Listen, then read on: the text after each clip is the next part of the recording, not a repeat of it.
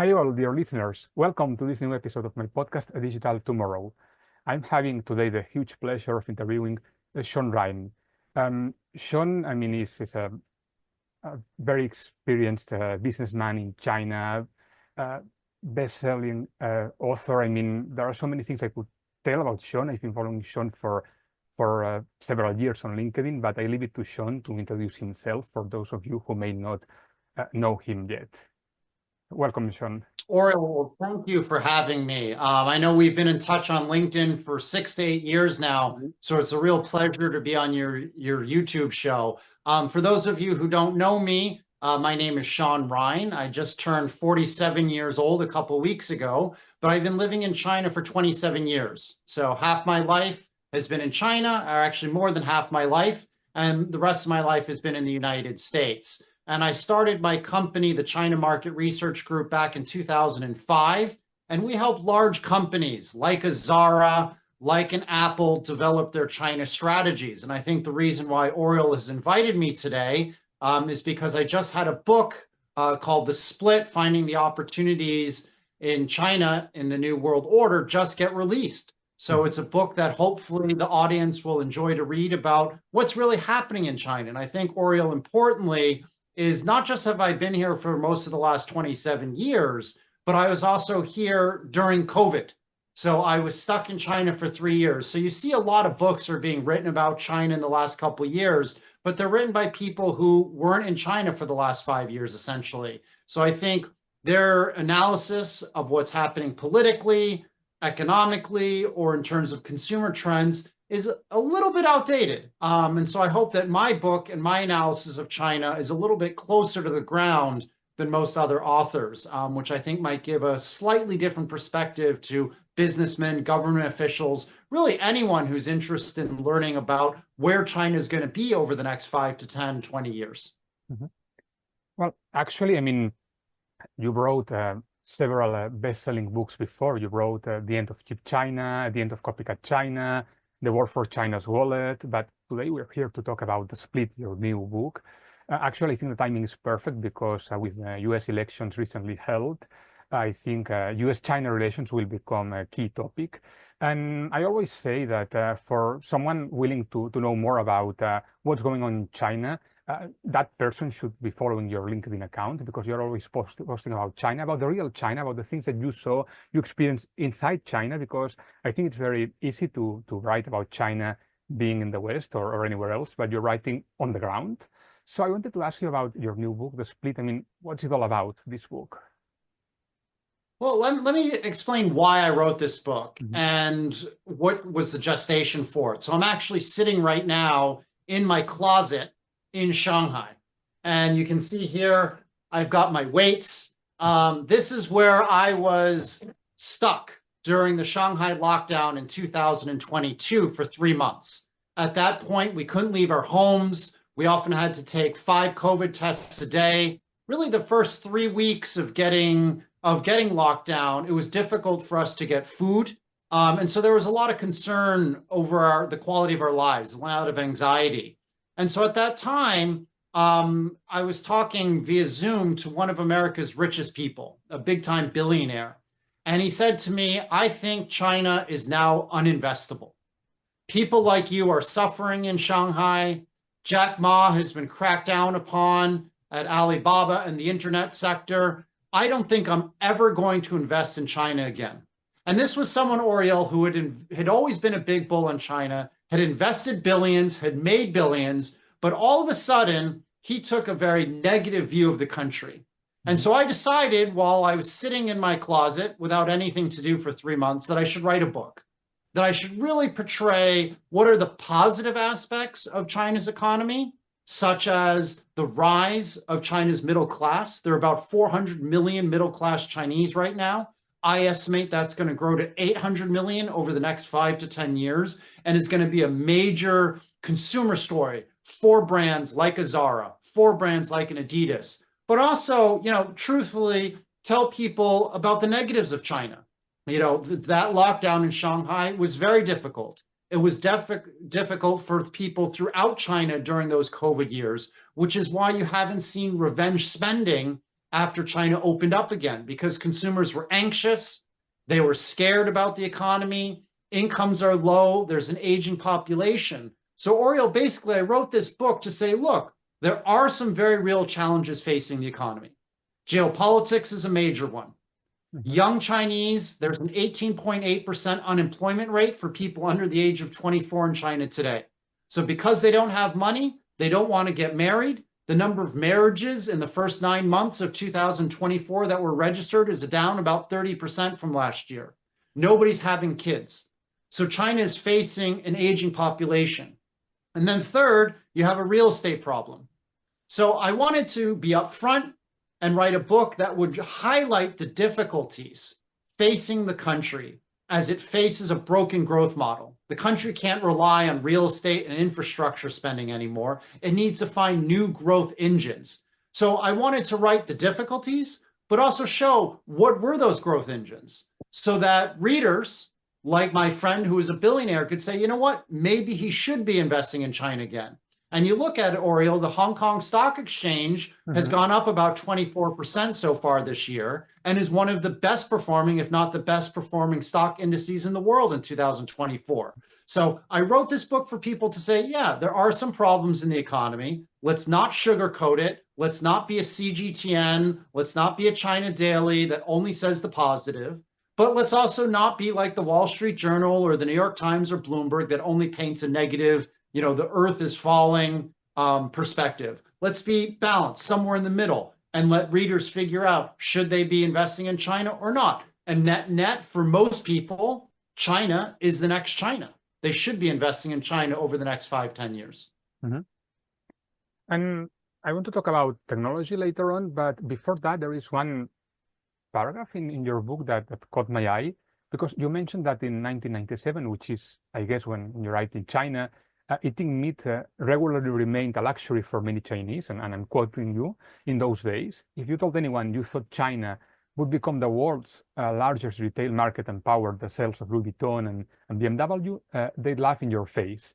So I wanted to ask you, before digging deeper into other topics, how has China managed to change so much? Because we are witnessing such a big change in 20-odd years. How? Well, so for me, you know, like I wrote in 1997, when I first came here, I lived in a city called Tianjin, China, which is a city of about 10 million people. At the time, it was about a 3-hour train ride outside of Beijing. Now it's only about 30 minutes because of the new infrastructure spend. And there are only about 100 foreigners in this city. And the majority of them were Korean or Japanese. So when I would walk on the streets, people would come up to me and say, hello, hello. And they would say to me, you're the first foreigner I've ever seen. And a lot of people would take me out to lunch or take me out to dinner, and they would tell me about their lives. They would tell me how hard it was. In those days, it was right after Prime Minister Zhou Rongji had launched the major economic reforms of the 1990s, where a lot of people, especially those in state-owned enterprises, lost their jobs. So a lot of people would say to me, they would only eat meat a couple times a month, if that. If you went into the countryside, it might be once every 3 months. But now, China is a major buyer of, say, beef from Australia or beef from Uruguay and Brazil. They now buy lobsters from Maine. They buy salmon from Norway. So Chinese, over the last 27 years, has become the largest retail market in the world, powering the growth of even the largest European companies. Now, how have they done this? So some people say it's just because of the hard work of the Chinese people, and it has nothing to do with the Chinese government. When I hear statements like that, that makes me say, well, does that mean Thais are lazy? Does that mean Indians are lazy because they haven't seen the same economic growth? And no, they work hard too. I think the miracle of China over the last 27 years, if you've had hardworking Chinese willing to sacrifice, willing to toil thousands of miles away from their families to make a living in the factories in Guangdong in the early days, now in the service sector in the tier 1 cities like a Beijing or Shanghai. But you have to give credit to the CPC. They've done a fabulous job of working with the people, working with the industry to create long-term 5-year plans to say over the next 5-10 years, this is where we want the Chinese state, the Chinese people to cooperate together to go forward. So that worked very well. In the 2000s, it was, we now need to, after we entered the World Trade Organization, we need to be a light end manufacturing base. And that's why Nike and Adidas and all of the big Western brands came to China initially. They wanted to find a place where they could source products cheaply.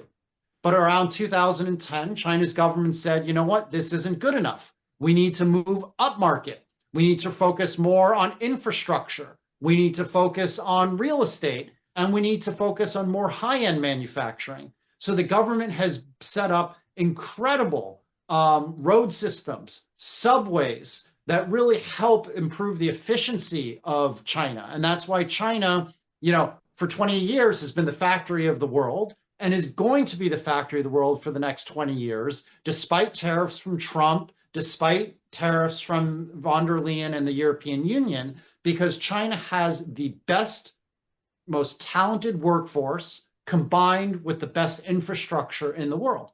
And now China, and that's what the book The Split is about, is looking at what are the next drivers for growth. And so China under Xi Jinping is moving towards high-end manufacturing, like new energy vehicles, like solar panels, like batteries. And so I think you have to give credit to the government and the Chinese people for hard work, but also having that vision, having the vision of where should we take the country? And that's why it's done fabulously over the last 20 years and really only got hit, I think, because of COVID and because of geopolitical tension when Trump and then especially Biden started sanctioning Chinese companies, started putting on tariffs, and really doing all that they can to contain China's rise. If you hadn't seen what I would consider be unfair coercion by the Americans, China's economy would still be booming today. But we are frankly going through a rough patch with only about 5% growth this year, and it might even drop to 4.2, 4.5% in 2025 if the government doesn't launch a major fiscal stimulus. Mm-hmm. Yes, actually, the stimulus is one of the key topics right now. But you mentioned before as well this idea of the new drivers for economic growth. And I wanted to talk about new technologies, which is one of the key topics of my podcast, because we all know that, for example, artificial intelligence has become a major trend worldwide these last few years. And to some extent, we could say that there is this kind of tech war for AI dominance. So I wanted to ask you, because I know that you talk about this in your book as well, what does the AI industry in China look like, and how is it competing with the US? In what areas it is like stronger or weaker? So I think when you interview industry experts, basically in the United States, there's a feeling that the AI war between the US and China must be won by the Americans. Because if the Chinese win as a communist nation, as an autocracy, that threatens the American way of life. There's a lot of fear mongering that's coming out from people like Mark Andreessen, who's actually blocked me on Twitter for some reason, even though he hosted my book launch in Silicon Valley for the End of Cheap China in 2012. He's become quite xenophobic over the last decade. People like Eric Schmidt, the former chairman of Google, they view it as a sort of a cartoonish good versus evil battle between the United States, a liberal democracy, and China, an evil autocratic communist system. I take a less sanguine view. I think that competition between the two countries is good. And clearly the United States is ahead of China right now. With OpenAI, some of the things that Google's doing with Gemini. But here's the thing, Oriel. The Chinese are probably only a year, maybe 2 years at most behind the United States. And I think that they're going to be able to catch up very quickly. It would be arrogant, maybe bigoted to say that the Chinese can't catch up, because the Chinese have some of the best engineers, some of the best software, some of the best innovative minds in the world. And importantly, they have the data. The Chinese companies like a Tencent, like an Alibaba, and the Chinese government together have more data on what every single person does in China through these super apps than what you have in the United States. So like, for instance, with WeChat, use it to communicate with people, but you also use it to buy things. You use it to order a taxi, use it to book a meeting with a doctor, You use it to pay your employees. You use it to buy insurance. Use it to buy equities. So everything, all this data is being housed basically in one spot, either WeChat or Alibaba, which is a competing company. So these companies have so much data and such great minds, plus they have subsidies and support from the Chinese government.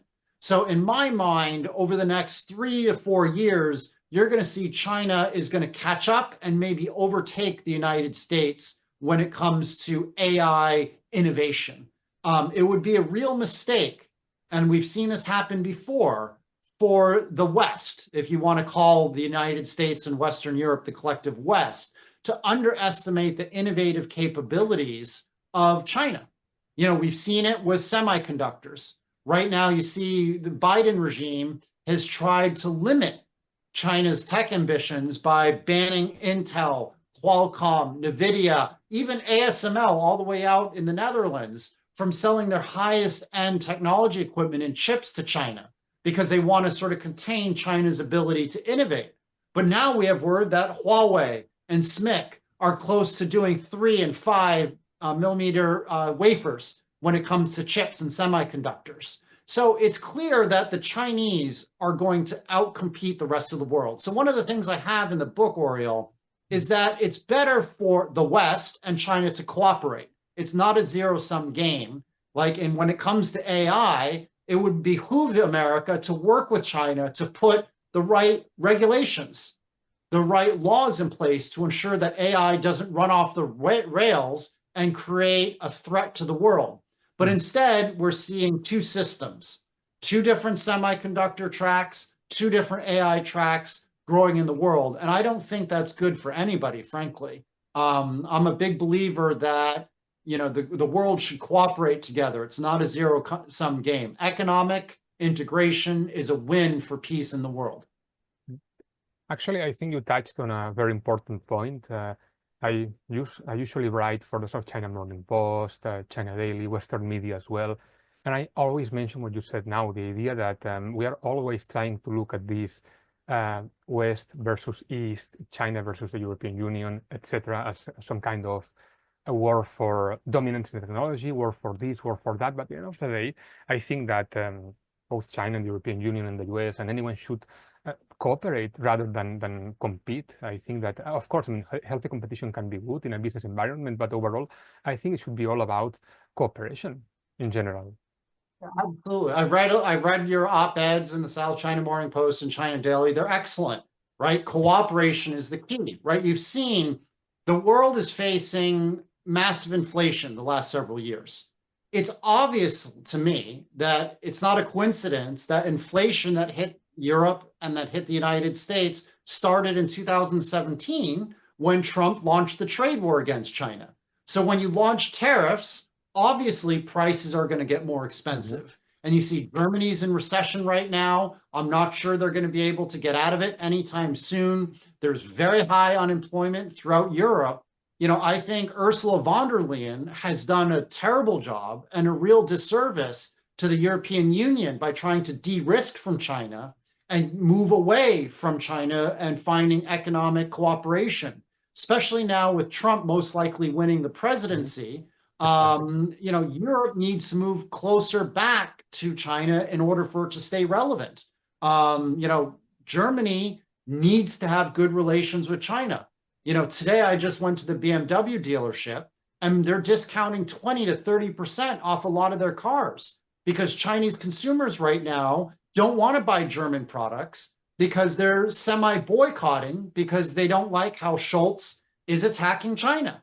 They're also not buying the German brands because they're buying Chinese NEVs like a Li Xiang or Xiaopeng or BYD because the Chinese now are out innovating the Germans. If you sit in a Chinese NEV, they're better than anything coming out of America or Germany, save for maybe, and I use that word maybe, Tesla.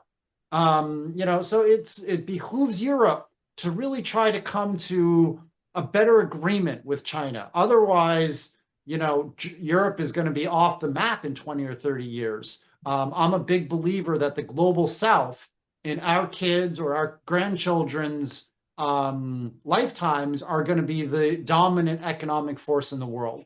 And that hopefully will be led by India and China cooperating together.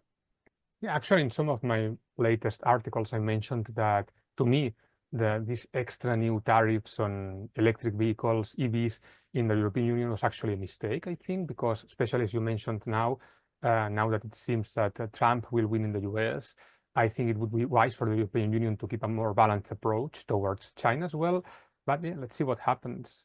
And I wanted to ask you Yeah, one good. more I mean, question. Europe wants to go electric. They say it's good for the environment. It's good for the people. So China's having, cars that are cheap, good for the environment, good for people, but Europeans can't buy it at a good price because of all of the tariffs. Make it make sense is what I would like to say to von der Leyen.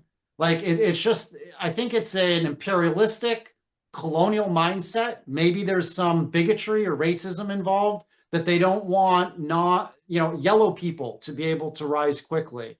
I think that the rise of China benefits Europe tremendously. I mean, you look at it, the BMWs, the Mercedes, the Volkswagens, the heads of all these companies have actually come out against the tariffs because they actually produce so many of their vehicles in China. So they want to produce the next X5 or i3 in China and export it to Germany.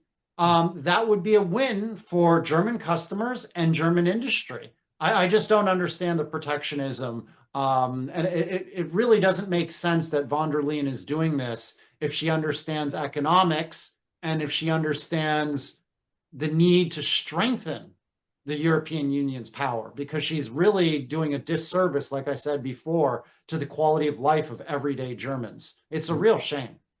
I agree. I agree. And there are many more topics that we could discuss now. I mean, de-dollarization that you discuss in your book as well. Um, Carbon, China's reducing the carbon footprint. But given that time is limited, I just wanted to ask you one final question about infrastructures. You mentioned before infrastructures, and you talk about it in your book as well. And I remember you wrote some post on LinkedIn talking about how different metro systems are in China compared to those in the US. So I wanted to ask you about the idea of smart cities, because I know you talk about that in your book as well. So how do you think this idea is panning out in China versus the US? How do you see this whole topic of infrastructures, smart cities in both countries? Well, this is one of the reasons why, getting back to one of your early questions, why China has won. Why has China succeeded so well in the last 20 years? It's again because the government and industry work together. So you look at it, the government works with all of the real estate developers. So over the last 5-10 years, the real estate developers, when they put up a commercial building, they integrate that into a subway system. They integrate it with electric chargers for cars. So one of the reasons why NEVs haven't caught on in the United States is because there aren't enough charging stations. But in China, the government was very forward thinking. And even before NEVs were big here, they went to the developers and said, we want you to put a certain number of charging stations in your parking lots. So being able to charge an NEV is simple in China. You don't have those problems with finding a station like you do in the United States, which has allowed for the quick adoption of NEVs. But then the subways, right? The subways they open up right into a lot of the buildings. So I drive my own car. I drive everywhere. But you know what? Whenever I can, I take a subway over driving my own car. It's cheap, it's clean, it's fast. And to me, a mark of a good society is if people take public transportation, even if they have alternative means like a luxury car like I do, because it's just so much better. That's the mark of a civilization. And so I think China should be credited for that type of infrastructure spend. They should also be credited for, say, the tech infrastructure spend. So 2 years ago, as an example, I spent almost a month in Tibet, and I went up 4,800 meters. And before I left, I told my team, I'm not sure I'm going to be able to talk to you for a while because I'm so high up. You know what, Oriel? The speed of the connection at 4,800 meters up in Tibet is better than the internet connection when I was in San Francisco a couple months ago or in Sydney a couple weeks ago. And so what's that enabled is it allows Tibetans in the middle of nowhere to be able to be integrated through the whole economy. I'll give an example.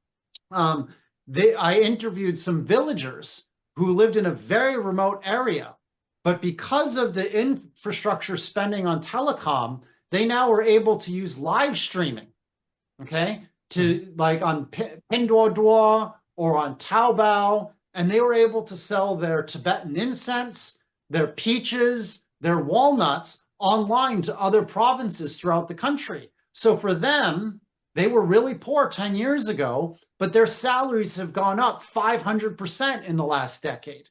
And so there's bustling optimism in provinces like Tibet because they now have access not just to roads, not just to the physical infrastructure spend, but what I would consider to be as good technology as anywhere else in China and better than any other country I've ever been to, including the Western states, which are supposed to be the most advanced economies. So it's that infrastructure spend that is helping China's economy uplift poor people, get them into the middle class, give them good jobs. And that's why, despite the weak economy of the last couple of years, and it has been weak, let's be honest, again, there's 18.8% youth unemployment rate, but why I'm still quite bullish on China in the medium to long term, and why I'm going to say it again, China is the next China.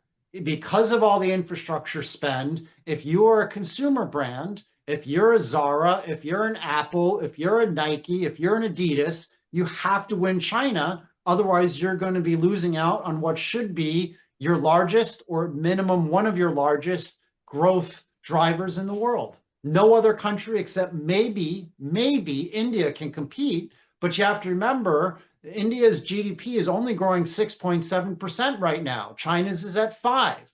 And India's per capita GDP is only a fifth that of China's. So it's going to take 25, 30 years minimum for India to catch up. And I don't think they're going to be able to do that in the next 50 years. I see. That's interesting. Well, thank you very much, Shaun, for your time today. I mean, it's been great talking to you. There are like so many topics that we could cover and so many that we could not, but I think that overall my listeners will be very happy to have heard from you. And I strongly recommend reading your book to learn more about China from inside China nowadays. So I would like to thank you. Thank you so much, Oriel, for having me. It's a real pleasure and a real honor. Thank you for reaching out to me and being persistent, and for helping my launch of the book, The Split, come out. I hope your audience enjoys the book. I think it provides a very balanced view on the opportunities for China. So thank you so much for having me. No, the pleasure is mine, and I strongly encourage all of you, dear listeners and followers, to follow Shaun on social media, aside from reading his book. And thank you, and please stay tuned for the next episode of my podcast. Thank you all.